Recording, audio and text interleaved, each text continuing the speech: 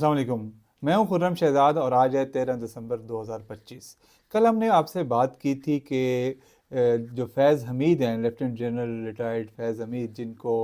Pakistan army کی ایک عدالت نے 14 سال قید کی سزا سنائی ہے 4 الزامات کے تحت، جن میں سیکرٹ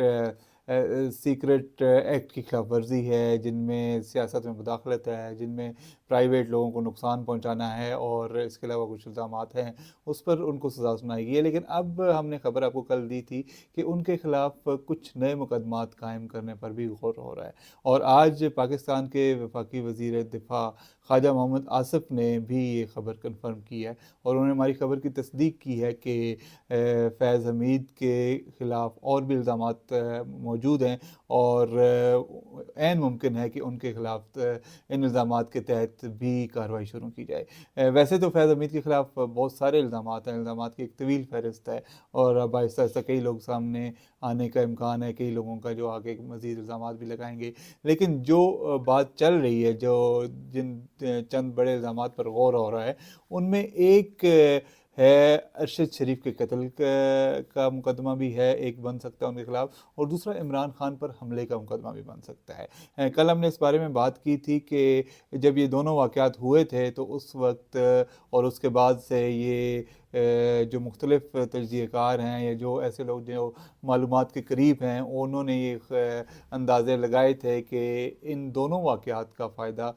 فیض حمید کو ہو سکتا تھا، اور اگر خاص کر ارشد شریف کا جو قتل ہے، اس میں تو کہا جاتا ہے کہ ارشد شریف کو پاکستان سے فرار کروانے میں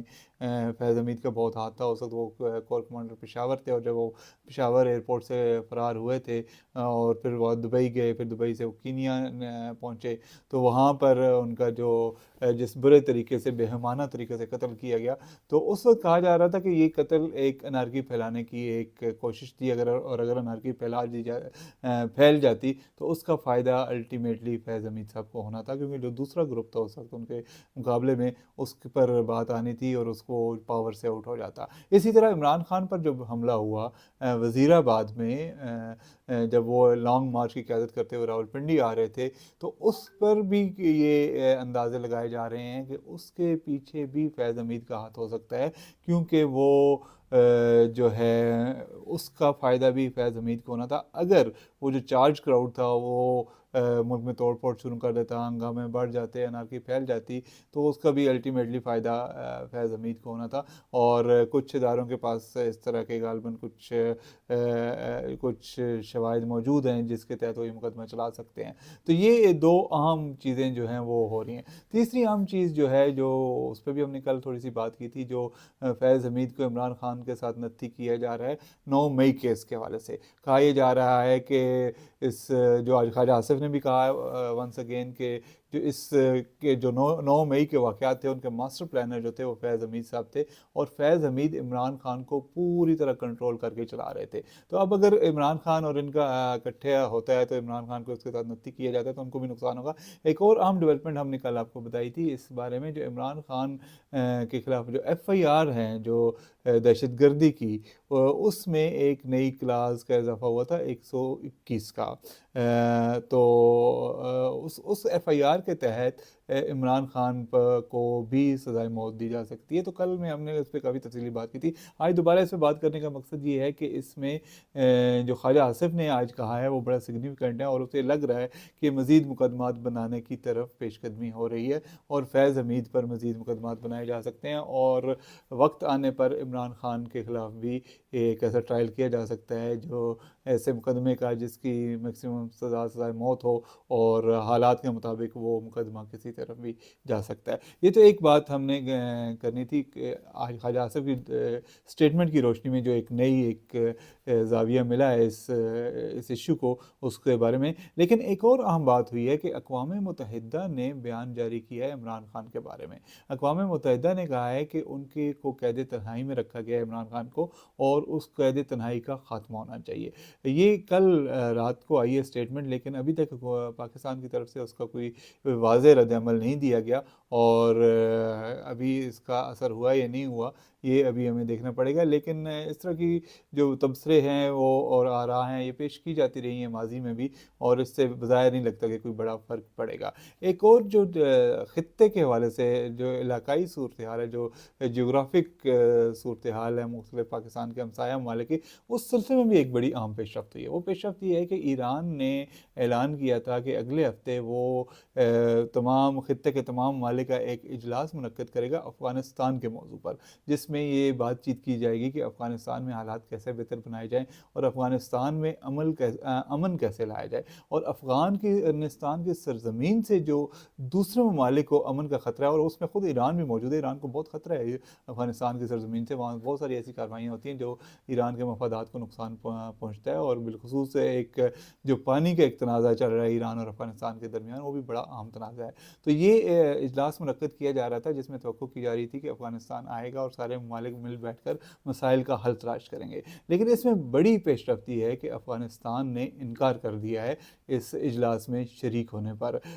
جو افغان طالبان رجیم کے ایک نائب ترجمان ہیں حافظ ضیاء احمد تکل صاحب، انہوں نے کہا ہے جی کہ وہ اس اجلاس میں شریک نہیں ہوں گے، ان پڑوسی ممالک کے ساتھ نہیں بیٹھیں گے۔ ان کا کہنا یہ تھا کہ وہ اس طرح کے کئی دیگر فورمز میں موجود ہیں اور وہاں پہ بات چیت کرتے رہتے ہیں، لہٰذا یہ اجلاس ایک غیر ضروری اجلاس ہے۔ اس سے صاف ظاہر ہے کہ جو افغانستان ہے وہ ایران کا سامنا نہیں کرنا چاہتا، وہ اس میں شریک دیگر ممالک کا اس وقت سامنا نہیں کرنا چاہتا، بالخصوص پاکستان کا، کیونکہ پاکستان نے آلریڈی ان کے ساتھ مطالبات کیے ہوئے ہیں کہ وہاں سے جو دہشت گردی ہو رہی ہے پاکستان میں ان کو روکا جائے۔ اور اب بھی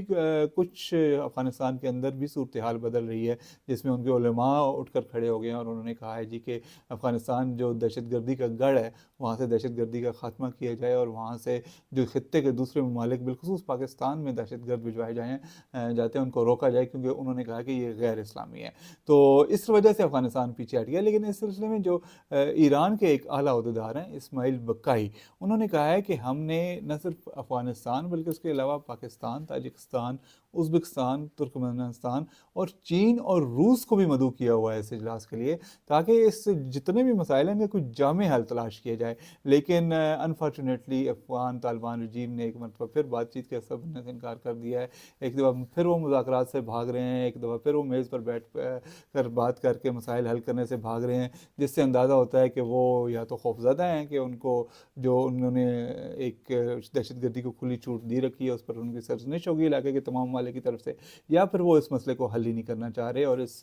سچویشن کو اٹ از پرولانگ کرنا چاہ رہے ہیں، کیونکہ ظاہر ہے وہاں پہ وار اکانومی ہے، اور وہاں سے جو طالبان کے جو بہت سارے ممبرز ہیں جو وار لارڈز ہیں، ان کے جو گھروں کے چولہے ہیں وہ اسی وار اکانومی سے چلتے ہیں اور ان کے کاروبار اس سے چلتے ہیں، تو وہ اس کو ابھی پرولانگ کرنا چاہ رہے ہیں اور نہیں ختم کرنا چاہ رہے، باوجود اس کے کہ ان پر بہت زیادہ پریشر ہے، نہ صرف علاقائی ممالک کا بلکہ دیگر مؤثر ممالک کا بھی، جن میں مسلم ممالک شامل ہیں، جن میں قطر اور ترکیہ کے علاوہ اب سعودی عرب بھی شامل ہے۔ تو دیکھتے ہیں یہ اب نیا کیا رخ نکلتا ہے اس مسئلے پر۔ بظاہر تو تھوڑا سا نرم ہوئے تھے افغان طالبان گزشتہ ہفتے میں لگ رہا تھا، لیکن آج کی اس بیان کے بعد پھر لگتا ہے کہ وہ شاید وہ سنجیدہ نہیں ہیں۔ تو ان دو اہم خبروں کے علاوہ ایک اور اہم خبر ہے جو آج حکومت پاکستان کی طرف سے آئی ہے، جو پاکستان کے وفاقی وزیر خزانہ سینیٹر اورنگزیب کی طرف سے آئی ہے، اور انہوں نے کہا ہے جی کہ جو جتنے بھی سرکاری ملازمے ہیں حکومت پاکستان کے، ان کے اثاثے پبلک کیے جائیں گے۔ ان کے اثاثے کیا ہیں؟ جو ہم سب لوگ جو ایف بی آر میں جو ٹیکس پیئر ہیں، جو فائلر ہیں، جو اپنے ریٹرنز فائل کرتے ہیں، ایف بی آر کو بتاتے ہیں کہ ہماری کیا کیا جائیدادیں ہیں، ہماری انکم کیا ہے، ہمارے اخراجات کیا ہیں، وہ ظاہر ہے سرکاری ملازمین بھی بتاتے ہوں گے، لیکن بہت سارے سرکاری ملازمین خفیہ رکھتے ہیں اپنے اثاثوں کو، اور وہ جو ہے جائیدادیں بنا لیتے ہیں، لیکن بعض اوقات کسی اور کے نام پہ بنا لیتے ہیں، لیکن بہت زیادہ خفیہ رکھی جاتی ہیں۔ تو اب ان ساروں کے اثاثے جو ہیں وہ پبلک کیے جائیں گے، اور जो भी जिसका भी एहसास होगा वो सबको पता होगा कि किसके पास कितनी दौलत है और कितनी जायदाद है। तो इससे यकीनन एक जो सरकारी मुलाजमीन है उनमें कुछ बेचैनी फैलेगी बिलखुसूस टॉप ब्यूरोक्रेसी में, और इसका एक बैकलैश आ सकता है। लेकिन अहम बात यह है कि हुकूमत पाकिस्तान ने ये फैसला खुद नहीं किया, बल्कि IMF की शर्त के तहत किया और IMF के दबाव के तहत किया। लिहाजा अब यह बज़ाहिर तो नहीं लगता कि ये फैसला वापस होगा, लेकिन इसमें कोई हुकूमत की नई लॉजिक सामने लेके आ सकती है दबाव पड़ने पर। तो ये देखना पड़ेगा आइंदा कि क्या होने वाला है। तो इन सब ख़बरों के लिए और नई नई मालूमात और तबसरों के लिए जुड़े रहें खुर्रम शहज़ाद एक्सक्लूसिव के साथ, और आज के लिए इजाज़त दीजिए। बहुत शुक्रिया।